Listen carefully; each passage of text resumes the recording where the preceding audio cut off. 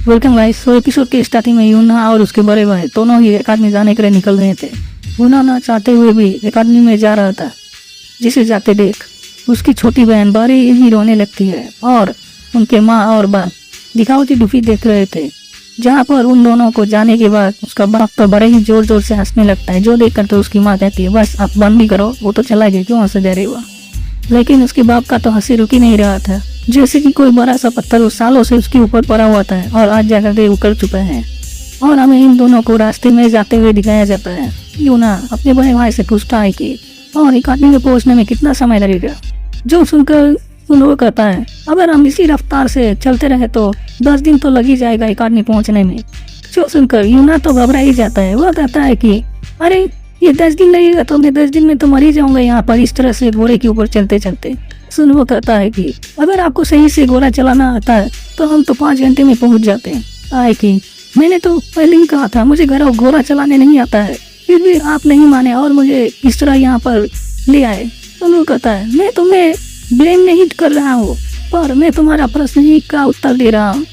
तो यूनो कहता है चलो थोड़ा आराम कर लेते हैं, वैसे भी ये पहाड़ कितना खड़ा है और मुझे ऐसा लग रहा है कि मेरा पीठ और पिछवाड़ा दोनों ही दर्द से फट जाएगा। और एक तरफ वो इशारा करते हुए कहता है कि उधर देखिए कोई उस पेड़ के नीचे सो रहा है, क्यों ना हम भी जाकर के थोड़ा वहाँ पे सो ले। सुनू को थोड़ा बुरा सा फीलिंग लगता है और वह उन बंदों के सामने जाकर के देखता है और वह कहता है कि हमें आने में यहाँ पर लेट हो गया। जो सुनकर यूना कहता है तुम क्या बोल रहे हो, साफ साफ बोलो, मुझे कुछ समझ में नहीं आ रहा है। तो सुनो कहता है कि असल में ये लोग मर चुके हैं। जो सुनकर यूना तो घबरा जाता है और इनको मारने के लिए जिस टेक्निक का इस्तेमाल किया गया है वह है फ्लावर इंक्लूडिंग प्लम। जो सुनकर यूना को तो कुछ समझ भी नहीं आता और उसकी सारी बातें उसे सीधे ऊपर चला जाता है। जो सुनकर सुनो कहता है कि ये असल में किंगसन फ्लावर पाम कहा जाता है, पर इसे सुजुक नामक एक व्यक्ति के कारण, जो कि एक एपिस्ट है, इसने इस टेक्निक को बहुत ही बुरे बुरे काम में व्यवहार किया, जिसके कारण इसका नाम बदलकर फ्लावर इंक्लूडिंग प्लम रख दिया गया।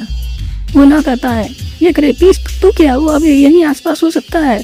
तो सुनो कहता है कि ये बंदे पहाड़ों से जाने वाले लड़कियों को किडनैप कर लेते हैं और यहाँ भी कुछ ऐसा ही हुआ है।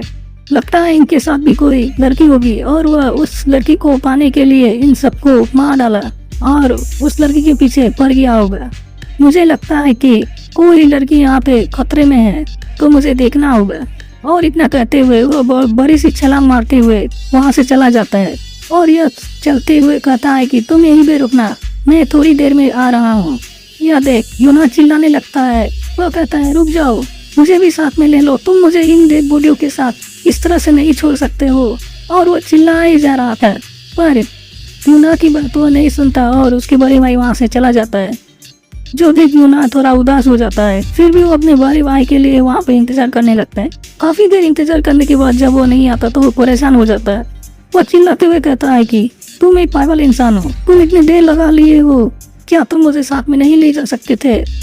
वो सोचता है कि कहीं वो कोई खतरे में तो नहीं पड़ गया, लेकिन वो बहुत ही स्ट्रॉन्ग है, वो सब कुछ संभाल लेगा, वो इस तरह से कोई मुसीबत में नहीं पहुंच सकता है।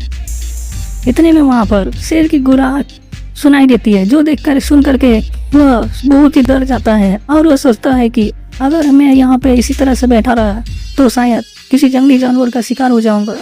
तो भला इसी में है कि मैं यहाँ से कोई दूसरी जगह चले जाऊँ और कोई अच्छा सा सुरक्षित शेल्टर ढूंढ लूँ जहाँ पे मैं अपने रात बिता सकता हूँ।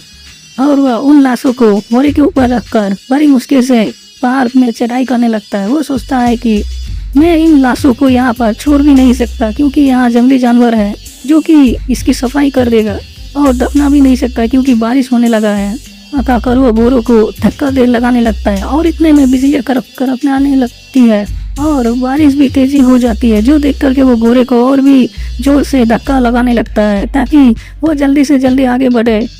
लेकिन इससे घोड़ा परेशान हो जाता है और जोरदार एक लात मार देता है, जिससे वो पहाड़ों से लुढ़कता हुआ नीचे गिरने लगता है।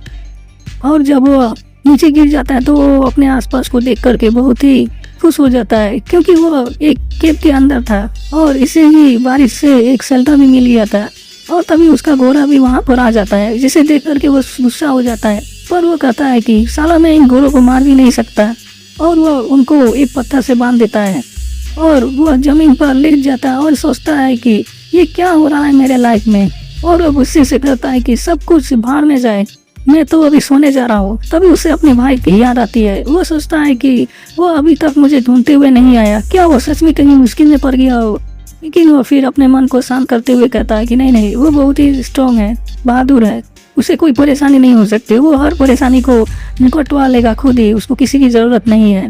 और वह वहाँ पे चैन की नींद सो जाता है। और थोड़ी देर बाद हम देखते हैं कि उसके चारों तरफ एक नीले रंग का मिस्ट अपीयर होता है और वह उस मिस्ट में गिर जाता है और वह मिस्ट उसे उठाकर कहीं और ही जगह पर ले जाने लगता है। जब उसकी आंखें खुलती है तो वह अलग ही जगह में होता है। वो सोचता है कि कहीं मैं वो सोते समय लुढ़कते लुढ़कते इस केव के अंदर तो नहीं आ गया। कि वहाँ पर किसी की आवाज आती है। कहते जियो सुनकर वो डर जाता है और वो धड़ाम से पीछे जाकर भी गिरता है। जब वो आस पास देखता है तो उसे एक नीले रंग का रोशनी दिखाई देती है, जो देख करके वह पूछता है कि क्या तुम बोल रहे हैं वो। और वो रोशनी कहता है कि हाँ मैं ही बोल रहा हूँ। वो रोशनी कहता है कि मेरी सक्सेस है, तुम फाइनली यहाँ पे आ गए हो और मैं तुम्हें अपना इनहेरिटेंस एक्सेप्ट करने को कहता हूँ और इस दुनिया में स्ट्रॉन्ग बनकर इस पर रूल करने को मैं कहता हूँ। जो सुनकर वो डर जाता है और चिल्लाते हुए कहता है कि अरे तुम कोई भूत तो नहीं हो, देखो तुम मेरा कुछ भी नहीं बिगाड़ सकते हो, मैं बहुत ही स्ट्रॉन्ग हूँ। और उसने हंसते हुए कहता है कि डरो मत, मैं कोई भूत नहीं हूँ, मैं पहले ही मर चुका हूँ। हालांकि यह मेरी थोड़ी बची कुची आत्मा है और मेरे पास कुछ ज्यादा समय नहीं बचा है, तो मैं चाहता हूँ कि तुम मेरे इनहेरिटेंस को एक्सेप्ट कर लो और मेरे लेगेसी को आगे बढ़ाओ और सारी दुनिया में तुम बवाल मचा दोगे जब तुम मेरे इन 100 टेक्निक्स को सीख लोगे। जो सुनकर मना सोचता है कि ये सब तो कुछ सुना सुना ही सा लग रहा है। यह केव और केव के अंदर एक बुढ़े की आत्मा जो कि मुझे अपना इनहेरिटेंस दे करके मुझे स्ट्रॉन्ग बनाना चाहता है, ये तो अच्छी बात है। मैं बिना कुछ किए ही यहाँ पे स्ट्रॉन्ग बन जाऊंगा और मुझे मार्शल अकादमी में जाना भी नहीं पड़ेगा और मेरा लाइफ बड़ी आराम की हो जाएगी। ये सोचते हुए वो बहुत ही खुश हो रहा था और अजीब अजीब सा एक्सप्रेशन बना रहा था। वो आत्मा यानी कि वो लाइट कहता है कि तुम मेरे सारे 100 टेक्निक को सीख सकते हो और मैं तुम्हें इन सब टेक्निक्स को 30 सालों में पूरा का पूरा मास्टर कर दूंगा और तुम बहुत ही स्ट्रॉन्ग बन जाओगे। जो सुनकर एमसी का तो चेहरा ही बदल जाता है। वो सोच में पड़ जाता है कि 30 साल इसके में रहना होगा, तुम क्या बक रहे हो, मुझे नहीं रहना और ना ही मुझे इस टेक्निक को लेना। शायद तुम्हारा ये टेक्निक मेरे लिए बना ही नहीं है, तुम किसी और इंसान को देख लो। और इतना कह करके वो वहाँ से भागने लगता है। और इसी के साथ आज का एपिसोड को एंड करते हैं। अगर वीडियो अच्छी लगी हो तो लाइक कर दे और नेक्स्ट पार्ट के लिए चैनल को सब्सक्राइब कर ले। तो मिलते हैं नेक्स्ट वीडियो में। Good bye.